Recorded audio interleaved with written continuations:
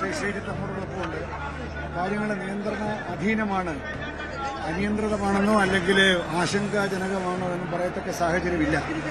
ആകെ കൂടെ 1 ലക്ഷം ആളുകളാണല്ലോ നമുക്ക് സ്പോട്ട് ബുക്കിങ്ങിലൂടെയും മറ്റതിലൂടെ വരുന്നത്. കുറച്ച് ഒരുപക്ഷെ ഇതൊന്നുമില്ലാത്തവരും കയറിയിട്ടുണ്ടാവണം. അത് നിയന്ത്രിക്കും. 20,000 സ്പോട്ട് ബുക്കിംഗ് നിയന്ത്രിക്കുന്നതോടുകൂടി 70-20 90,000 ആളുകൾ കോട്ടയം ഒരു 10 പേരും അങ്ങനെ 1 ലക്ഷമായിട്ട് ശബരിമലയിലേക്കുള്ള ആളുകളുടെ എണ്ണം നിജപ്പെടുത്തും. ഇപ്പോൾ ഇവിടെ നമ്മളിപ്പോൾ കണ്ട ഇന്ന് സാധാരണ കാണാത്ത ഒരു ക്രൗഡ് ഇവിടെ കണ്ടല്ലോ. അത് ബോധപൂർവം ഉണ്ടായതാണ്, അത് യാദൃശ്ചികമായി ഉണ്ടായതല്ല. അവിടെ മരക്കൂട്ടത്തിലെയും മറ്റും പ്രഷർ കുറയ്ക്കാൻ വേണ്ടി പോലീസ് അവർ ബേലി പാലം വഴി കുറച്ചുപേരെ വിട്ടു. അവർ ക്യൂ വഴി വന്നവരല്ല, അവരിവിടെ കൂടെയൊക്കെ ചാടി വന്നവരാണ്. അവരവിടെ കിടന്ന് ആ ഒരു പ്രഷർ വരുന്നതിന് വരെ ബേലി പാലം വഴി വിട്ടു. കുറച്ചുപേര് ഇവിടെ വന്നു. ഈ വടക്കേ മുറ്റത്തുകൂടെ അവരെ ആദ്യം വിട്ടിരുന്നില്ല. അതുകൊണ്ടാണ് നിങ്ങൾക്ക് ആദ്യത്തെ വിഷ്വലിൽ ഭയങ്കരമായിട്ട് ആൾ നടന്നത്. ഇപ്പോൾ അങ്ങനെയല്ല, നമ്മൾ അറിഞ്ഞുകൊണ്ട് വിടുന്നതാണ്. ഇവിടെ ആൾ വരുന്നതനുസരിച്ചിട്ട് അവരെ 18-ാം പടി മറ്റവരോടൊപ്പം കയറ്റി തൊഴിൽ വിടും. അതാണ് വിഷയം. പിന്നെ ഞാൻ ഉയർന്നു പറഞ്ഞിരിക്കുന്ന പമ്പയിലുള്ള വരവ് തന്നെ നിലയ്ക്കലിൽ കുറച്ച് നിയന്ത്രിച്ചിട്ടുണ്ടെങ്കിൽ നമുക്ക് പമ്പയിലേക്കുള്ള വരവ് പറയും. അവിടുന്ന് കയറിക്കഴിഞ്ഞാൽ വലിയ ശല്യമില്ലാതെ അധികം നേരം നിർത്താതെ പോരാൻ സാധിക്കും. പിന്നെ 1 ലക്ഷം പേര് ഒരുമിച്ച് വന്നാൽ ശബരിമലയിൽ പ്രശ്നം വരും. അത് വരാതെ പമ്പയിലും നിലയ്ക്കലിലും കുറേശ്ശെ ക്രമീകരണം വരും. അത് തന്നെയാണ് ഇപ്പോൾ ആശയപരമായി പ്രത്യേകിച്ച് കൺഫ്യൂഷനൊന്നുമില്ല. എല്ലാ പോയിന്റിലുള്ള പോലീസ് ഉദ്യോഗസ്ഥന്മാർക്കും ഈ ഒരു കാര്യങ്ങൾ ശരിക്ക് പറഞ്ഞിരിക്കുന്നു. കാര്യങ്ങളിപ്പോൾ നിയന്ത്രണാധീനമാണ്. ഇപ്പോൾ തന്നെ എനിക്ക് ആശങ്ക മാറി. ഇപ്പോൾ കണ്ടപ്പോൾ കുറച്ച് പേരാകുമ്പോഴത്തേക്ക് തുറന്നു വിടുന്നു. ഇവിടെ പിന്നെ നമുക്ക് നിയന്ത്രിക്കാൻ പറ്റുന്ന ഒരു സ്പേസാണ്. എല്ലാവർക്കും 18-ാം പടി കയറുകയും ചെയ്യാം. നമ്മുടെ ഉദ്ദേശം എന്താണ്? ലോ ആൻഡ് ഓർഡർ ഇമ്പോസ് ചെയ്യുക എന്നുള്ളതല്ല. അറിഞ്ഞ ആളുകൾക്ക് എങ്ങനെയെങ്കിലും 18-ാം പടി ഒന്ന് കയറ്റി ഇറക്കുക എന്നുള്ളതാണ്. അതിനുള്ള ക്രമീകരണം തന്നെയാണ് ഇപ്പോൾ നടത്തിയിരിക്കുന്നത്. പ്രത്യേകിച്ച് ഒരു കൈവിട്ടു പോയൊരവസ്ഥയൊന്നും ഇപ്പോൾ ഇല്ല എന്നുള്ളത് ആത്മാർത്ഥമായിട്ട് സ്പോട്ട് ബുക്കിംഗ് തീർന്നു പറയണേ സാർ. സ്പോട്ട് ബുക്കിംഗ് 20,000 ഉള്ളൂ. ഇനി സ്പോട്ട് ബുക്കിംഗ് ഇല്ല. നാളെ തൊട്ട് 20,000 ഉള്ളൂ. 20,000 കടന്നുപോയാൽ അടുത്ത ദിവസമേ പിന്നെ വരാൻ സാധിക്കും. അതുകൊണ്ടാണ് നിലയ്ക്കലിലേക്ക് നമ്മുടെ സ്പോട്ട് ബുക്കിംഗ് സബ്സ്റ്റാൻഷ്യലായിട്ട് മാറ്റുകയാണ്. അതുകൊണ്ട് അവർക്ക് അവിടെ നിൽക്കാം, പിറ്റേന്ന് വന്നാൽ മതി. പമ്പയിലുണ്ട് ഇപ്പോൾ ഉള്ള 3 കൗണ്ടറിൽ അത് പതുക്കെ കുറയ്ക്കും. ആരെങ്കിലും വിട്ടു വന്നാൽ ഇവിടെ വേണമല്ലോ, സൗകര്യം വേണമല്ലോ. അവിടെ മാത്രമല്ല കാനനപാത വഴി വരുന്നവർക്ക് പമ്പയിൽ ചിലപ്പോൾ വേണ്ടി വരും, സ്പോട്ട് ബുക്കിംഗ് വേണ്ടി വരും. 7 കൗണ്ടർ ഇന്ന് രാത്രി തൊട്ട് വരും. അത് ബോർഡ് വയ്ക്കും 20,000 സ്പോട്ട് ബുക്കിംഗ് നിജപ്പെടുത്തുകയാണെന്നത്. അതിനേക്കാൾ കുറച്ചാൽ പിന്നെ ആളേക്ക് നമ്മൾ നേരത്തെ വരുമെന്ന് പറഞ്ഞു, അതിൽ നിർത്തും. അതാണ് സ്ഥിതി. അനന്തര 2 മണിക്കൂർ കൊണ്ട് സംഗതികൾ നോർമലാവും. ആളുകൾ വരും. വരുന്നവരെല്ലാം ഭംഗിയായിട്ട് തൊഴിൽ പോകും. ആശങ്കയ്ക്ക് വകയിൽ ആശങ്കപ്പെടേണ്ട സാഹചര്യമില്ല. തിരക്ക് നിയന്ത്രണ വിധേയമെന്ന് Devaswom board president K Jayakumar പറയുന്നു. അദ്ദേഹവും ADGPയും തമ്മിൽ നടത്തിയ സംഭാഷണത്തിന് ശേഷമാണ് അദ്ദേഹം മാധ്യമങ്ങളോട് സംസാരിച്ചത്. സ്ഥിതിഗതികൾ നിയന്ത്രണ വിധേയമാണ്, അവിടെ ആശങ്കപ്പെടേണ്ട സാഹചര്യമില്ല എന്ന് പറയുന്നു. വിനോദ്, ആശ്വാസകരമായ വാക്കുകളാണ് അദ്ദേഹത്തിന്റെ ഭാഗത്ത് നിന്ന് ഉണ്ടായത്. അതേസമയം കൂടുതൽ നിയന്ത്രണങ്ങൾ വരുന്നു എന്നുള്ളതാണ് സ്പോട്ട് ബുക്കിംഗിലടക്കം.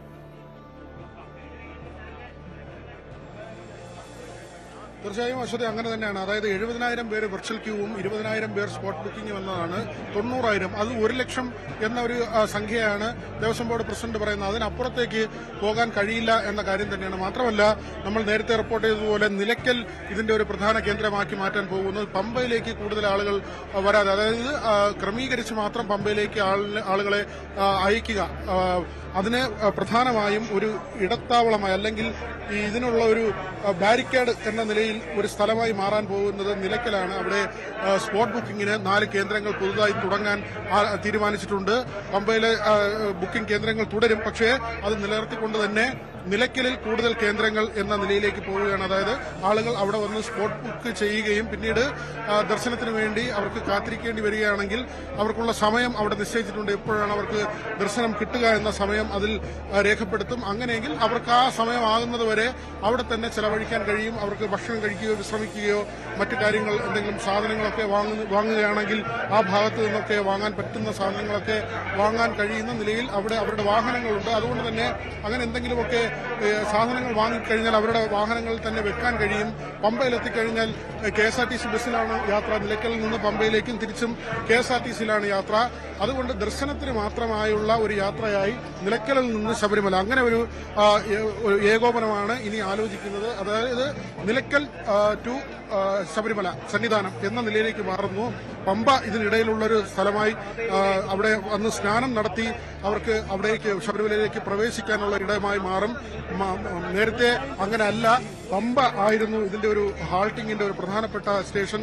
ആളുകൾ നിലയ്ക്കലിൽ നിന്ന് ഒരു നിയന്ത്രണവുമില്ലാതെ നേരെ പമ്പയിലേക്ക് വരുന്ന സാഹചര്യമുണ്ടായിരുന്നു. പമ്പയിൽ വന്നാൽ ഉള്ള ഒരു ബുദ്ധിമുട്ടാണ് നമ്മൾ നേരത്തെ സൂചിപ്പിച്ചത്. അവർ കൂടുതൽ സമയം പമ്പയിൽ കാത്തിരിക്കില്ല. പമ്പയിൽ എത്തിക്കഴിഞ്ഞാൽ പല വഴികളിലൂടെ സന്നിധാനത്തേക്ക് വരാനുള്ള മാർഗമുണ്ട്. അവിടെ നിന്ന് കാൽനടയായി അവർ നടന്നു കയറും. പക്ഷെ നിലയ്ക്കലിൽ നിന്ന് അങ്ങനെ ഇത്രയധികം ആളുകൾ നടന്ന് പമ്പയിലേക്ക് എത്തില്ല. കാരണം ഒരു 18 കിലോമീറ്ററെങ്കിലും ദൂരമുണ്ട്. അതുകൊണ്ട് അത്രയും ദൂരം അവർ കൂട്ടത്തോടെ നടന്ന് വരില്ല. മാത്രമല്ല അവിടെ നിന്ന് അങ്ങനെ വരാനും കഴിയില്ല. അവിടെ പോലീസിന്റെയൊക്കെ വലിയ പരിശോധനയും പ്രധാന റോഡിൽ കൂടി മാത്രമേ സഞ്ചരിക്കാൻ കഴിയൂ എന്ന സാഹചര്യമൊക്കെ ഉണ്ട്. വനത്തിലൂടെ ഇത്രയും ദൂരം സഞ്ചരിച്ച് വരാൻ കഴിയില്ല. അതുകൊണ്ട് ആളുകൾ കൂടുതൽ നിലയ്ക്കൽ തമ്പടിക്കുന്ന നിലയിലേക്ക് കാര്യങ്ങളെ മാറ്റുക. എത്ര കണ്ട് വലിയ തിരക്കുണ്ടായാലും നിലയ്ക്കലിൽ കാര്യങ്ങൾ ഏകോപിപ്പിക്കുക എന്നതാണ് ഇപ്പോഴത്തെ ഏറ്റവും പ്രധാനപ്പെട്ട തീരുമാനം. അത് ഒരു നല്ല തീരുമാനവുമാണ്. കാരണം പമ്പയിലേക്ക് ആളുകൾ ഒഴുകിയെത്തിയാൽ അവിടെ നിന്ന് സന്നിധാനത്തേക്ക് ആ ആൾക്കൂട്ടം ഒറ്റയടിക്ക് കയറി വരുന്ന സാഹചര്യം ഉണ്ടാകും. വളരെ ചെറിയ പ്രദേശമാണ് ശബരിമല. വിഖ്യാതമാണ്, ആഗോള പ്രശസ്തമാണെങ്കിൽ പോലും പല കാരണങ്ങൾ കൊണ്ട് പരിമിതമായ സാഹചര്യങ്ങൾ ആണ്. ഈ സ്ഥലപരിമിതി വലിയ അധികമുള്ള ഒരു ഇടമാണ്. അതിനൊക്കെ ചരിത്രപരമായ കാര്യങ്ങളുമുണ്ട്. ദേവസ്വം ബോർഡ് പലപ്പോഴും സ്ഥലം ആവശ്യപ്പെട്ടെങ്കിലും ഫോറസ്റ്റിന്റെയൊക്കെ തടസ്സമുണ്ട്. മാത്രമല്ല ഇപ്പോഴുള്ള രീതിയിൽ പോയാൽ ഈ സ്ഥലം ധാരാളവുമാണ്, കൂടുതൽ സ്ഥലത്തിന്റെ ആവശ്യവുമില്ല.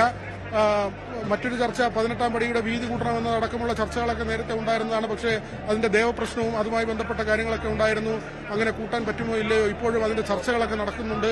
ഈ സർക്കാരിന്റെ കാലത്തും 18-ാം പടിയുടെ വീതി കൂട്ടുന്നതുമായി ബന്ധപ്പെട്ട ചർച്ചകളൊക്കെ നടത്തിയതാണ്. അത് കാലോചിതമായി പരിഷ്കരിക്കണമെന്ന ആവശ്യം വന്നതാണ്. ഇപ്പോഴുള്ള 18-ാം പടി നമുക്കറിയാം, കഷ്ടിച്ച് 2 പേർക്ക് ഒരു സമയം കടന്നു പോകാൻ കഴിയുന്ന തരത്തിലാണ്. മാത്രമല്ല അതിന് മുകളിൽ ഒരു ബീം പുതുതായി കെട്ടി ഇങ്ങനെയൊക്കെ വരുന്നതോടുകൂടി മുകളിൽ നിന്ന് താഴേക്കുള്ള കാഴ്ച പോലും മറയുന്ന തരത്തിലാണ്. ഈ 18-ാം പടിയുടെ വശങ്ങളിൽ തന്നെ താഴ്ന്ന് മുകളിലേക്ക് കയറുമ്പോൾ ഇരുവശത്തും പോലീസുകാർ നിൽക്കും. അങ്ങനെയെങ്കിൽ ഒരാളെ മാത്രം, 2 പോലീസുകാർ അപ്പുറവും ഇപ്പുറവും നിന്നാൽ ഇതിനിടയിലൂടെ ഒരു അയ്യപ്പ ഭക്തന് മാത്രം അല്ലെങ്കിൽ ഒരു മാളികപ്പുറത്തിന് മാത്രം കടന്നു പോകാൻ കഴിയുന്ന വീതി മാത്രമാണ് 18-ാം പടിക്കുള്ളത്. അതുകൊണ്ട് ഇവിടെ വീതി കൂട്ടണമെന്ന ആവശ്യം പല കുറി ഉയർന്നു വന്നിട്ടുള്ളതാണ്. അതൊക്കെ വിശദമായി ചർച്ച ചെയ്യേണ്ട മറ്റു കാര്യങ്ങളാണ്. പക്ഷേ ഇന്ന് ഒഴിഞ്ഞു പോയത് വലിയൊരു അപകടമാണ്. നമ്മൾ നേരിൽ കണ്ടതാണ്. ആശങ്കയുണ്ടാക്കുന്ന, ഭയപ്പെടുത്തുന്ന, ദേവസ്വം ബോർഡ് പ്രസിഡന്റ് പറഞ്ഞതുപോലെ തന്നെ പേടിപ്പിക്കുന്ന, ഭയപ്പെടുത്തുന്ന ഒരു സാഹചര്യമാണ്. അദ്ദേഹം പോലും പറഞ്ഞത് തനിക്ക് ഭയമുണ്ടാകുന്നുവെന്നാണ്. അദ്ദേഹം നേരത്തെ നമ്മളോട് പ്രതികരണം നടത്തിയിട്ട് അദ്ദേഹത്തിന്റെ ഓഫീസിൽ നിന്ന് രാവിലെയുള്ള അറിയിപ്പ്, അപ്പോൾ ഇങ്ങനെ ഒരു സാഹചര്യം ഉണ്ടായിരുന്നില്ല. 11:30 മണിയോടുകൂടി അദ്ദേഹം മാധ്യമങ്ങളെ കാണും. തുടർന്ന് അദ്ദേഹം മലയിറങ്ങുമെന്നൊരു അറിയിപ്പാണ് അദ്ദേഹത്തിന്റെ ഓഫീസിൽ നിന്നുണ്ടായത്. പക്ഷേ ഇവിടുത്തെ ഈ സാഹചര്യം ഇതായതുകൊണ്ട് തന്നെ അദ്ദേഹം അദ്ദേഹത്തിന്റെ യാത്ര ഒഴിവാക്കുകയായിരുന്നു, ഇവിടെ തുടരുകയായിരുന്നു. ഇപ്പോൾ ADGPയുമായി അദ്ദേഹം വിനോദ്, അവിടെ ഒരു വീഴ്ച ഉണ്ടായി എന്ന് പറയേണ്ടത് അവിടെയാണ്. കാരണം വിനോദ് നേരത്തെ സൂചിപ്പിച്ചതുപോലെ പലയിടങ്ങളിൽ നിന്നും ആളുകൾ ഇവിടേക്ക് അനിയന്ത്രിതമായി എത്തുന്ന ഒരു സാഹചര്യം കൂടി ഇവർ കണക്കിലെടുക്കേണ്ടതുണ്ട്. 1. 2, ഇതിനകത്തേക്ക് ക്യൂവിലേക്ക് എത്തുന്ന ജനങ്ങൾക്ക് മുന്നോട്ടോ പിന്നോട്ടോ പോകാൻ കഴിയാത്ത അവസ്ഥയിലായിരുന്നു അവർ. ചെറിയ കുട്ടികളടക്കം അതിലുണ്ടായിരുന്നു. അവർക്ക് ശ്വാസം പോലും കിട്ടാത്ത രീതിയിൽ ക്യൂവിൽ ഞെരുങ്ങി നിൽക്കുന്നത് നമ്മൾ കണ്ടതാണ്. ആ സമയത്ത് കുടിവെള്ളം പോലും അവർക്ക് ലഭ്യമാകുന്നില്ല എന്ന വലിയ പരാതി അവർ ഉയർത്തുന്നുണ്ടായിരുന്നു. പക്ഷേ ആ കാര്യങ്ങൾ പോലും ദേവസ്വം ബോർഡിന്റെയോ മറ്റ് അധികൃതരുടെയോ ഭാഗത്തുനിന്ന് ഉണ്ടായില്ല എന്നുള്ളത് എടുത്തു പറയേണ്ടതല്ലേ? തീർച്ചയായും അങ്ങനെ തന്നെയാണ്. വിനോദ്, നമുക്കിപ്പോൾ ADGP ശ്രീ അദ്ദേഹം നമുക്കിപ്പോൾ സാർ, ഇപ്പോൾ ഈ സ്ഥിതിഗതികളെല്ലാം നിയന്ത്രണ വിധേയമായെന്നാണ് മനസ്സിലാക്കുന്നത്. നിയന്ത്രണ വിധേയമാവാതിരുന്നൊരു സാഹചര്യം ഉണ്ടായിരുന്നില്ല. ഭഗവാൻ അനുഗ്രഹം കൊണ്ട് എല്ലാം നിയന്ത്രണ വിധേയം തന്നെയാണ്, ഒരു കുഴപ്പമില്ല. പിന്നെ തിരക്ക് സീമാതീതമായിരുന്നു. പിന്നെ സ്പോട്ട് ബുക്കിംഗ് ഇപ്പം നിർത്തിവെച്ചിട്ടുണ്ട്, തീർന്നു. ഇന്നത്തെ നാളത്തേക്ക് തീർന്നു. അപ്പൊ അങ്ങനെ സ്പോട്ട് ബുക്കിംഗ് പ്രതീക്ഷിച്ച് വന്നവർ സ്പോട്ട് ബുക്കിംഗിന് അനുവദനീയമായ കോടതി അനുവദിച്ചിട്ടുള്ള ലിമിറ്റേക്കാളൊക്കെ ഒരുപാട് കൂടുതൽ ആൾക്കാർ വന്നതുകൊണ്ടും ആ വന്നവർ തന്നെ ക്യൂ ഒന്നും പാലിക്കാതെ കാട്ടിനകത്തോടെ കയറി വന്നതുകൊണ്ടും കൂടിയാണ് ഈ കൺഫ്യൂഷൻ ഉണ്ടായത്. അതിപ്പോ തീർന്നു. ഇങ്ങനെ ആൾക്കൂട്ടം വന്നപ്പോൾ മുതൽ സാർ ഇവിടെ ഉണ്ടായിരുന്നു, ഫോഴ്സ് ഇവിടെ ഉണ്ടായിരുന്നു, കൃത്യമായ നിർദ്ദേശങ്ങൾ നൽകി എന്ന് മനസ്സിലാക്കുന്നു. കേന്ദ്രസേനയുടെ ഒരു വരവ്, അതുമായി ബന്ധപ്പെട്ട ചില ചർച്ചകളൊക്കെ നടക്കുന്നുണ്ട്. അങ്ങനെ അവർ വരാത്തതാണോ, വരുമോ? കുറച്ചുകൂടി ക്രൗഡ് മാനേജ്മെന്റ് വരും. അവർ മിക്കവാറും ഇന്ന് എത്താലും നാളെ എത്തും. അപ്പൊ സാധാരണഗതിയിൽ അവർ പലപ്പോഴും ഇത്തിരി വൈകിയൊക്കെയാണ് വരാറ്. കഴിഞ്ഞ കൊല്ലം അങ്ങനെയൊക്കെയായിരുന്നു. കാരണം ഈ തുടങ്ങുന്ന ദിവസങ്ങളിൽ ഇങ്ങനെ അൺപ്രസിഡന്റഡ് ആയിട്ടുള്ള ഈ ഒരു ക്രൗഡ് ഇതുവരെ ഉണ്ടായിട്ടില്ല. മിനിഞ്ഞാന്ന് തുടങ്ങിയ ദിവസം സാധാരണ വൈകുന്നേരങ്ങളിൽ 5000-10,000 ഒക്കെ വന്നു. കഴിഞ്ഞ കൊല്ലം 29,000 വന്നപ്പോൾ ഭയങ്കര നമ്പറാന്ന് നമ്മൾ പറഞ്ഞു. ഇക്കൊല്ലം അത് 55,000 ആയി. അപ്പം അത് ഞാനതിന് ഒരു തരത്തിൽ പോസിറ്റീവായിട്ട് കാണുന്നത്. ഭഗവാനെ കാണാനായിട്ടുള്ള ആൾക്കാരെ ത്വര കൂടുന്നു, ഭക്തരുടെ സംഖ്യ കൂടുന്നു, അവരെന്ത് ത്യാഗവും സഹിച്ച് വരാൻ തയ്യാറാണെന്നുള്ളത് വളരെ പോസിറ്റീവായിട്ടുള്ള ഒരു കാര്യമാണ് ഞാൻ കാണുന്നത്. പക്ഷെ എന്നിരുന്നാലും അവര് ഭക്തർക്ക് ഉതകുന്ന രീതിയിലുള്ള മര്യാദകൾ പാലിക്കണം. അവർ ഈ നേരായ വഴി എടുക്കുമ്പോൾ കാട്ടിനകത്തോട് കയറി വരാൻ പാടില്ല.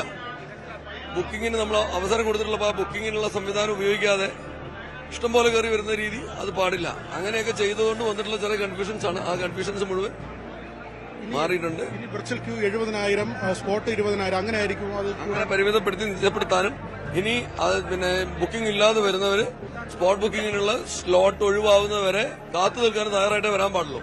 ഇവിടെ ഒന്നും ബഹളം ഉണ്ടാക്കാൻ പാടില്ല എന്നുള്ളത് കർശനമായ നിർദ്ദേശമാണ്. നിലയ്ക്കലായിരിക്കും സാർ ഇനി അവർ നിലയ്ക്കലാണ് കൂടുതൽ. ഇന്ന് വൈകുന്നേരം ആകുമ്പോഴത്തേക്ക് എല്ലാ കൗണ്ടറും അങ്ങോട്ട് ഷിഫ്റ്റ് ചെയ്യാനായിട്ട് തീരുമാനമുണ്ട്. ഈ ഫോഴ്സിനെ കുറിച്ചൊരു കാര്യം കൂടി സാർ, മുമ്പ് ലാത്തിയൊക്കെ ഉപയോഗിക്കേണ്ടി വന്നിട്ടുണ്ട് അയ്യപ്പന്മാരെ നിയന്ത്രിക്കുക. ഇപ്പോ പോലീസുകാരെ കാണുമ്പോൾ അവരുടെ കയ്യിൽ ലാത്തിയൊന്നുമില്ല.